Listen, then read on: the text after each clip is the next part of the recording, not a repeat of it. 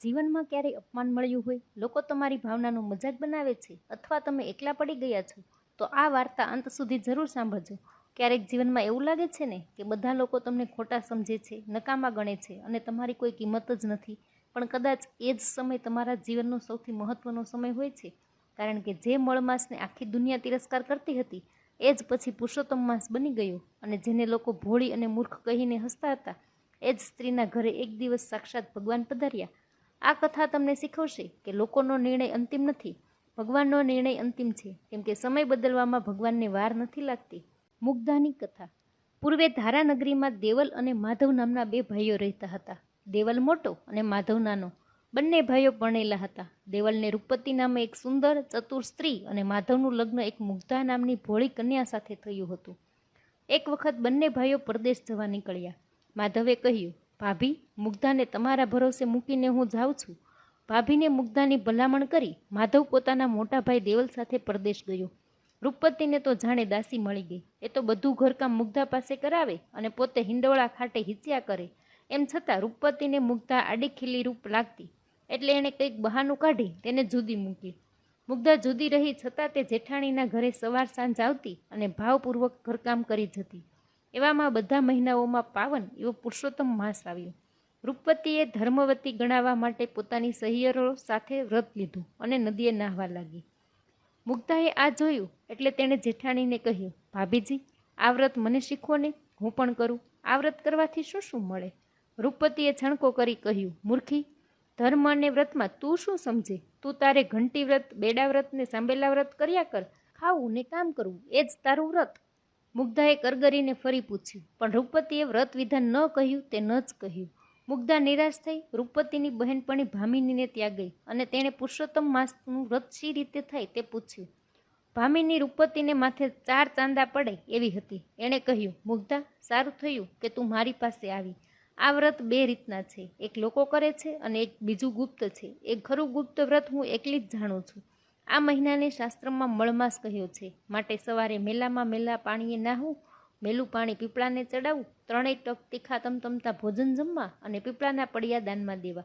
આટલું કરીશ એટલે છેલ્લે દિવસે પુરુષોત્તમ ભગવાન તારા ઉપર પ્રસન્ન થશે.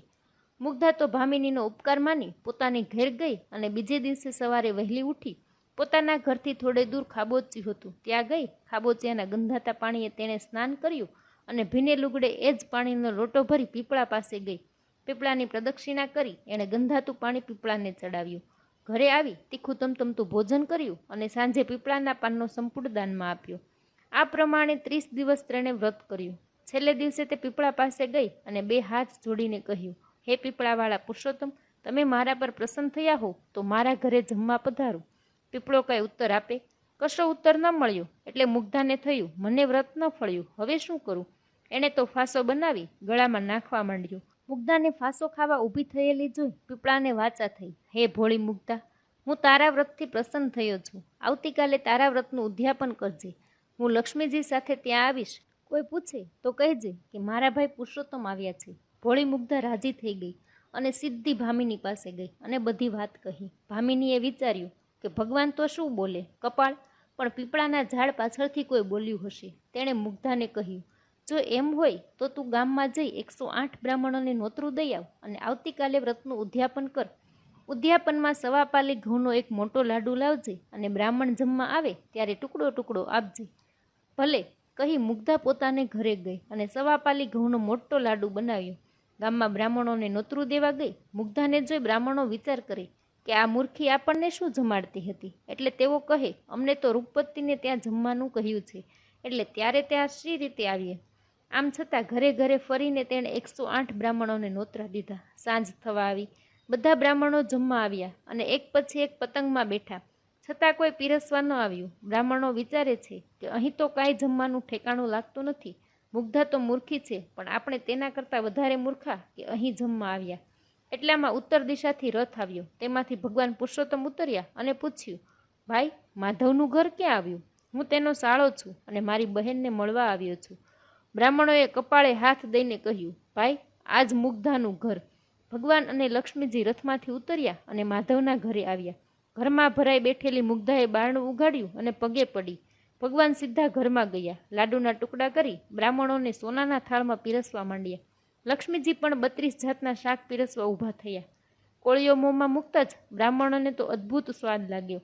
આવું અમૃત સમાન ભોજન તો તેમણે જીવનમાં પહેલું વહેલું જ ચાખ્યું.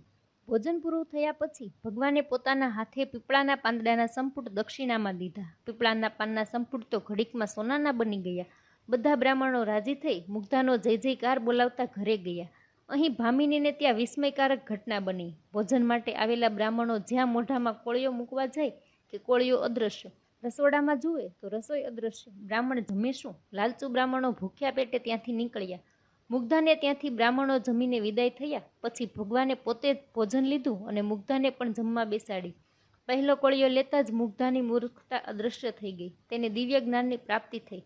તે 2 હાથ જોડીને સ્તુતિ કરવા લાગી. હે ભોળાના ભગવાન, આપ અંતર્યામી છો અને ભક્તવત્સલ છો. આપ ભાવનાના ભૂખ્યા છો. મારો ઉદ્ધાર કરો, મારી શરણાગતની રક્ષા કરો. એમ કહી મુગ્ધા આંખો ઉઘાડી જુએ છે તો ભગવાને હાથમાં શંખ, ચક્ર, ગદા, પદ્મ ધારણ કરેલા, પીળું પિતાંબર પહેરેલું અને પગમાં લાલ ચાખડીઓ અને મોઢા ઉપર મંદ મંદ હાસ્ય.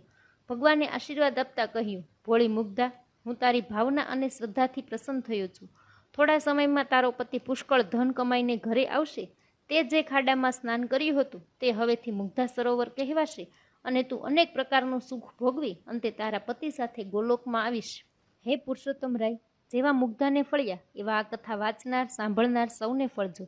હવે આપણે સાંભળીશું અધ્યાય 4, મળ માસની વ્યથા. ભગવાન નારાયણે કહ્યું, હે નારદજી, મળ માસને લોકોના તિરસ્કારથી અસહ્ય દુઃખ થયું હતું અને મૃત્યુના મુખમાં જવા તૈયાર થયો હતો. પરંતુ સમજી વિચારીને વિષ્ણુ લોકમાં ભગવાનને શરણે આવ્યો અને પોતાના દુઃખની વાત કહેવા માંડી. હે કૃપાસાગર, આપ મારું રક્ષણ કરશો અને કંઈ માર્ગદર્શન આપશો એ આશાએ હું આપના આશ્રયે આવ્યો છું. મારી ઉત્પત્તિ વખતથી જ હું અનાથ એટલે કે સ્વામી વગરનો છું. તેથી જેઓ બળિયા છે તેઓએ મને હલકો પાડવા માટે મારું નામ મળમાસ રાખ્યું. આ બંધુઓ આવી રીતે મને અપમાનિત કરે તો પછી જગતના લોકો હળધૂત કરે તેમાં નવાય શું? મારાથી આવું અપમાન સહન થતું નથી. મારા અધિકારના સમયમાં કોઈ સારું કાર્ય કરવા તત્પર થતું નથી. વળી સૂર્યનું સંક્રમણ પણ થતું નથી.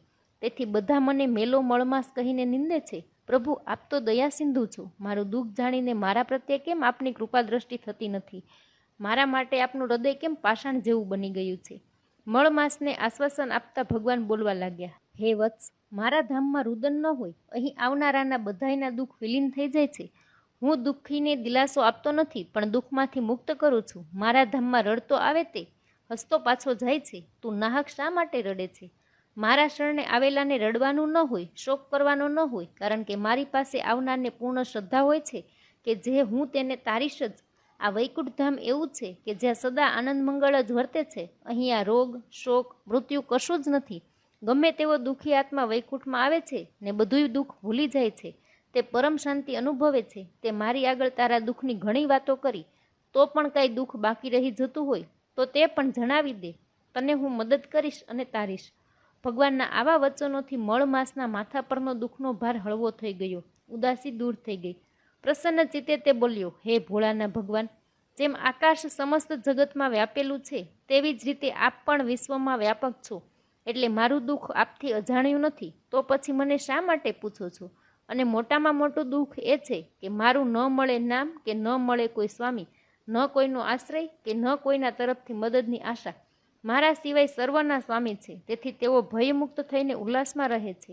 તેઓએ જ મને નધણિયા તો કહીને શુભ કાર્યમાં વર્જ ગણ્યો છે. મળમાસ આવો ને મળમાસ તેવો કહીને આખા જગતમાં તેઓએ મને ઉતારી પાડ્યો છે, હલકો ગણાવ્યો છે.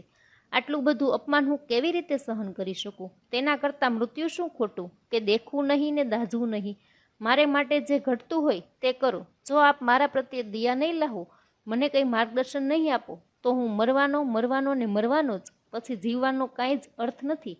આટલું કહ્યા બાદ મળવાસ થોડીવાર મૌન સેવી શાંત થઈ ઊભો રહ્યો. પછી ભગવાનના ચરણે પડ્યો અને ભગવાન શ્રીમુખે શું કહે છે તે સાંભળવા કાન સરવા કરી ઊભો રહ્યો.